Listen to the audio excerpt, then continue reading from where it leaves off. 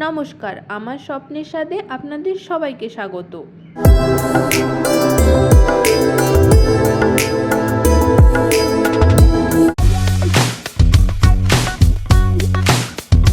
আজকের রেসিপি পায়েসান্ন বা পায়েস। এর জন্য লাগছে আমাদের দুধ, চিনি, গোবিন্দভোগ চাল, তারপরে রয়েছে এলাচ, চিনেবাদাম, তেজপাতা আর কিশমিশ। সাধারণত কাজু বাদাম দেওয়া হয়, কিন্তু আমার কাছে যেহেতু ছিল না তাই চিনেবাদাম। এটা দিয়েও কিন্তু স্বাদ অসাধারণ হয়। এই দেখো, আমি দুধ বসিয়ে দিয়েছি গরম হওয়ার জন্য। এদিকে চাল ধুয়ে নিয়েছি আর চালের মধ্যে দিয়েছি সামান্য একটু ঘি। এটা অপশনাল, একটু গন্ধটা ভালো হয়।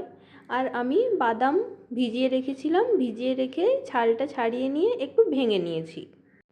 কিশমিশটাও ভিজিয়ে রেখেছি জলের মধ্যে। আর এলাচটাকে ছিঁড়ে নিয়ে একটুখানি থেতো করে নেব, যাতে তার গন্ধটা আর ফ্লেভারটা ভালোভাবে দুধের সাথে মিশে যায়। এটা যেহেতু আমার চ্যানেলের প্রথম ভিডিও, তাই ভাবলাম শুরুটা পায়েস দিয়েই করা যাক, কারণ আমরা তো সাধারণত সব শুভ কাজে পায়েস করে থাকি। এই দেখো, এলাচ থেতো করতে করতে এদিকে দুধ কিন্তু ফুটে গেছে। কি সুন্দর ফুটছে দেখো। এই ফুটন্ত দুধ দেখতে কিন্তু আমার দারুণ লাগে। এরপর দুধটা ফুটে এসেছে দেখো। এই ফুটন্ত দুধের মধ্যে এরপর এলাচটা দিয়ে দেব, তারপরে তেজপাতাটাও দিয়ে দেব। এরপরে একটুখানি নেড়ে দেব, যাতে জিনিসগুলো দুধের সাথে ভালোভাবে মিশে যায়। এটা ভালো করে মেশানো হয়ে গেলে এরপর দুধের মধ্যে চালটা দিয়ে দেব। চালটা ভালো করে ঝেড়ে নিচ্ছি, যদিও বাটিতে একটু লেগেছিল, কারণ এক হাতে ক্যামেরা ধরেছিলাম তো। আমি পরে কিন্তু ওটা বাটিটা ভালোভাবে পরিষ্কার করে সব চালগুলো দিয়ে দিয়েছি। তারপরে একটু ভালো করে ঘাঁটবো, কারণ নয়তো না ঘেঁটে দিলে চালটা নিচে বসে যাবে। পায়েস হচ্ছে এমন একটা জিনিস যাকে একটুখানি অ্যাটেনশন না দিলেই কিন্তু সব পরিশ্রম বিফলে। এই দেখো, সেই যে ভিজিয়ে রাখা ছাল ছাড়ানো বাদামটা, সেটা এরপর আমি একটুখানি থেতো করে নিয়েছি। একটু ভেঙে দিলে মুখে পড়লে জিনিসটা খেতে ভালো লাগে। চলো, চাল আর দুধটাকে একটু অ্যাটেনশন দেওয়া যাক। একটু দেখে নিই। একটুখানি এখনও মনে হচ্ছে সিদ্ধ হতে বাকি রয়েছে কিছুটা। দুধটাও কিছুটা মরবে আর চালটাও কিছুটা এখনও সিদ্ধ হবে মনে হচ্ছে, এখনও হয়নি। তো দুধ আর চাল ফুটুক। এর মধ্যে আমি একটু গরম জল করে নিয়েছি, আর তাতে 2 চামচ গুঁড়ো দুধ। আসলে এই গুঁড়ো দুধের ফ্লেভারটা পায়েসের মধ্যে খেতে ভালো লাগে। তোমরা চাইলে দিতেও পারো, আবার নাও দিতে পারো।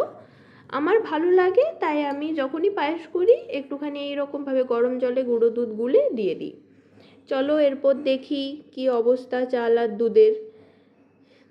চালটা মনে হচ্ছে সেদ্ধ হয়ে গেছে। আমি এর থেকে বেশি চালটাকে সেদ্ধ করব না। এই পর্যায়ে যতটা সেদ্ধ হয়েছে অতটা সেদ্ধই আমি রাখবো। সেই জন্য আমি ওই যে জলে ভেজানো কিশমিশ, সেটা আমি দিয়ে দেব। তাহলে কি হয়, যে পর্যায়ে চালটা সিদ্ধ রয়েছে, চালটা আর কিন্তু তোমার ঘেঁটে যায় না। এরপরে বাদামটাও দিয়ে দেব। তারপরে পায়েসটাকে আর একটু ভালোভাবে ঘেঁটে দেব। ওটার মধ্যে যেটাতে বাদামটা থেতো করেছিলাম, একটুখানি বাদাম লেগেছিল, তাই ওই পাউডার দুধ যেটা গুলেছিলাম সেটা একটু ঘেঁটে দিয়ে দিলাম। নষ্ট তো কিছু করা যাবে না। এরপর চলো একটু দেখে নিই। এই দেখো, চালটা সিদ্ধও হয়েছে কিন্তু গলে যায়নি। এরপর একটু ভালোভাবে মিশিয়ে নিই। চালটা, দুধটা, কিশমিশটা সব কিছু একটু ভালোভাবে ঘেঁটে নিই। আর একটু ফুটুক জিনিসটা, তারপরে এটাকে মিষ্টি করার পালা।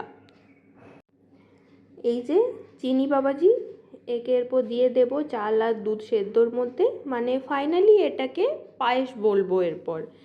তো এরপর চিনিটা একটু গলে যাক, ভালোভাবে এটাকে আর একটু আমি ঘেঁটে নিই, একটু ভালোভাবে মিশিয়ে নিই। আর একটুখানি ফুটুক, খুব বেশি আর ফোটাবো না একদম, নয়তো বেশি শক্ত শক্ত হয়ে যাবে ঠান্ডা হওয়ার পর।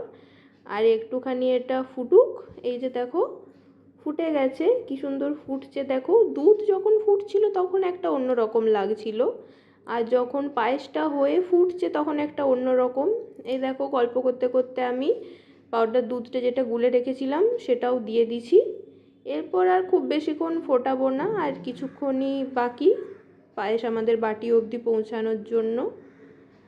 তো দেখো আর একটু ঘেটে নিচ্ছি। এই দেখো সব কিছু সুন্দরভাবে একসাথে মিশে গেছে। তো এটাকে আমি আর কিছুক্ষণ মানে ওই 2 মিনিট মতো রেখে দিয়েছিলাম। এটা ভালোভাবে ফুটে গেছে দেখো। আর একটু ভালোভাবে সব কিছু মিশিয়ে নিই। সব একসাথে মিশে গেছে। কতটা দেখো দুধ কতটা নিয়েছিলাম আর কতটা কমে গেছে ফুটতে ফুটতে। তো সব কিছু হয়ে গেছে, আমি এরপর গ্যাস বন্ধ করে দিয়েছি। পায়েস রেডি। দেখো বললাম না বসে যাবে পায়েসটা, কি সুন্দর বসে গেছে দেখো, কতটা ঝোল ঝোল ছিল, বসে গেছে সুন্দর। পায়েস তৈরি একদম মুখ দিয়ে পেটে যাওয়ার জন্য। ধন্যবাদ।